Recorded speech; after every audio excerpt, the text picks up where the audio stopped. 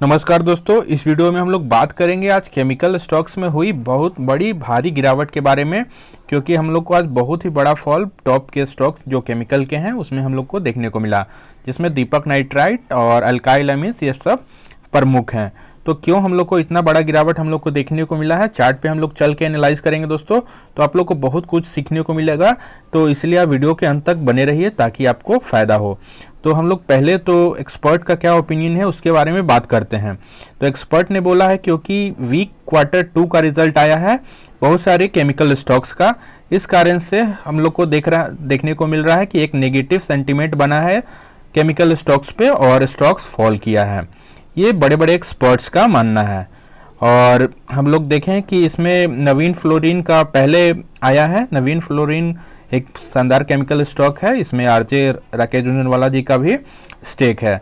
इसमें आज हम लोग को बड़ा फॉल देखने को भी मिला है, तो इसका क्वार्टरली रिजल्ट भी पुअर आया है। इस कारण से हम लोग बहुत सारे एक्सपर्ट यही मान रहे हैं कि आज हम लोग को निगेटिव सेंटीमेंट के कारण हम लोग को फॉल देखने को मिला।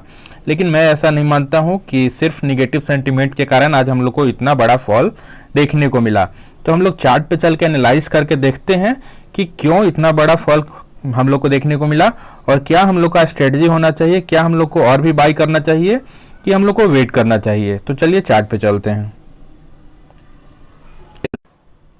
तो पहला स्टॉक हम लोग देखेंगे दोस्तों, वो है दीपक नाइट्राइट।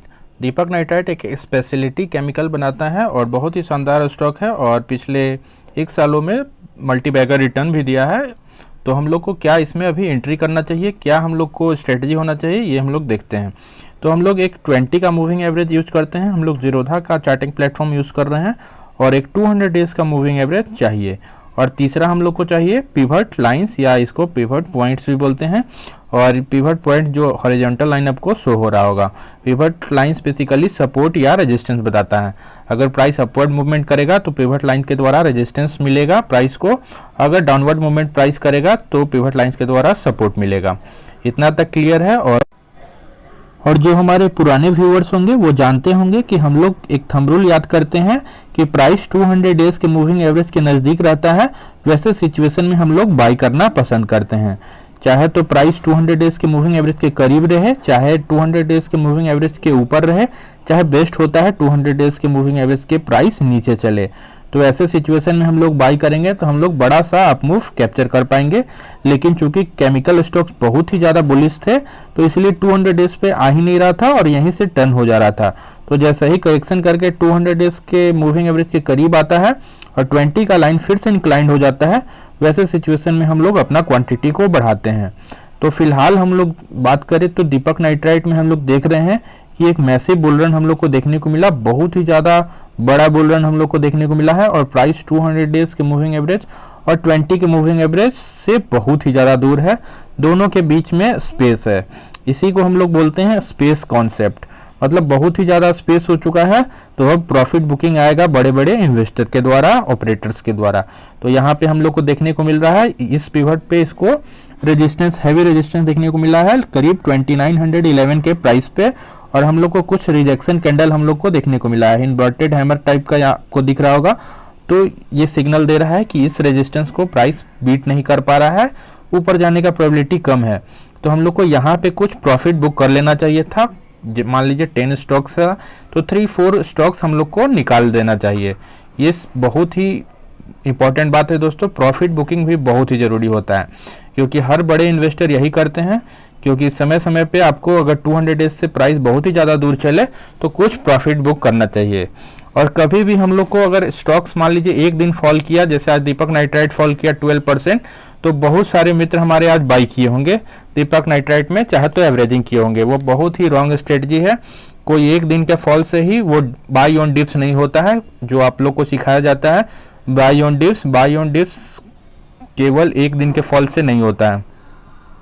तो हम लोग को यहाँ पे बिल्कुल भी बाई नहीं करना है अभी दीपक नाइट्राइट में, हम लोग को वेट करना है 200 डेज के मूविंग एवरेज से प्राइस अगर मान लीजिए इस पे आता भी नहीं है, अगर यहाँ से टर्न लेने का 20 का लाइन फिर से ऊपर जाता है तब हम लोग वैसे सिचुएशन में बाई करेंगे। लेकिन अभी फिलहाल हम लोग को दीपक नाइट्राइट में बाई नहीं करना है और कभी भी डाउन ट्रेंड में हम लोग को एवरेजिंग नहीं करना है। मान लीजिए कुछ यहाँ बाई करते हैं, कुछ यहाँ बाई करते हैं और कुछ यहाँ बाई करते हैं, इस सिचुएशन में आपका पोर्टफोलियो बहुत ही ज्यादा निगेटिव चला जाएगा, इस स्टॉक में आपका -20% चला जाएगा। और अगर आप नीचे खरीद के इतना गेन में बैठे हुए हैं तो वो गेन भी इरोड हो जाएगा। इसलिए कभी भी डाउन ट्रेंड में एवरेजिंग हम लोग को नहीं करना चाहिए, ये रूल आप लोग याद रखिए। और हम लोग को एसआईपी बढ़ाने का एक करेक्ट मेथड होता है दोस्तों एवरेजिंग करने का, वो होता है हम लोग को कभी भी अप ट्रेंड में बाई करना है। और अप ट्रेंड हम लोग को 20 का लाइन बताता है। अगर 20 का लाइन जनरली 45 डिग्री का रहे, कम से कम 30 डिग्री से 45 डिग्री का इंक्लाइंड अपवर्ड रहे, वैसे सिचुएशन में हम लोग को इनगल्फिंग खोजना है। इनगल्फिंग बोलते हैं एक छोटा सा कैंडल होना चाहिए और उसके बगल में एक बड़ा सा ग्रीन कैंडल होना चाहिए। बड़ा वाला ग्रीन कैंडल होना चाहिए, छोटा वाला ग्रीन हो रेड हो उससे फर्क नहीं पड़ता है। तो हम लोग देखेंगे जैसे 20 का लाइन इंक्लाइंड अपवर्ड हो गया और हम लोग इनगल्फिंग खोजते जाएंगे 20 के लाइन के करीब। तो यहाँ पे हम लोग को इनगल्फिंग देखने को मिला, यहाँ पे देखने को मिला। ये सब सिचुएशन में हम लोग और भी अपना क्वांटिटी को बढ़ाएंगे, लेकिन बात को याद रखेंगे जैसे ही 200 डेज के मूविंग एवरेज से प्राइस बहुत ही ज़्यादा दूर चला जाए, वैसे सिचुएशन में हम लोग कुछ पिवट्स पे, फार पिवट्स जो 200 डेज के मूविंग एवरेज से बहुत ज़्यादा दूर है, वैसे पे कुछ अपना प्रॉफिट बुक करेंगे। ये होता है करेक्ट एवरेजिंग करने का। अगर मान लीजिए यहाँ पे भी आप बाई किए हैं तो अब हम लोग को डाउन में एवरेजिंग नहीं करना है, वेट करना है 200 डेज के मूविंग एवरेज पे प्राइस आता है, तब हम लोग कुछ और भी क्वांटिटी ऐड करेंगे। ये नहीं कि हर दिन जो फॉल करेगा हर दिन बाई करते जाएंगे, वैसे सिचुएशन में आप ट्रैप्ड हो जाइएगा। तो दीपक नाइट्राइट में अभी हम लोग को कोई एंट्री नहीं लेना है, अभी इसमें हम लोग को बाई इनिशिएट नहीं करना है। और अगला स्टॉक देखेंगे दोस्तों सौरभ मुखर्जी जी के कॉफी कैन पोर्टफोलियो का stock alkyl amines speciality chemicals का एक शानदार स्टॉक है। तो हम लोग देखेंगे प्राइस अभी इसमें डाउन ट्रेंड चल रहा है, हैवी डाउन ट्रेंड इसमें हम लोग को देखने को मिल रहा था। सेम रीजन 200 डेज के मूविंग एवरेज से प्राइस बहुत ही ज़्यादा दूर चला गया, प्रॉफिट बुकिंग आया और प्राइस नीचे आ चुका है। तो अभी हम लोग इसमें देख रहे हैं अल्काइल अमीन्स में हम लोग को बड़ा फॉल देखने को मिल चुका है टॉप से।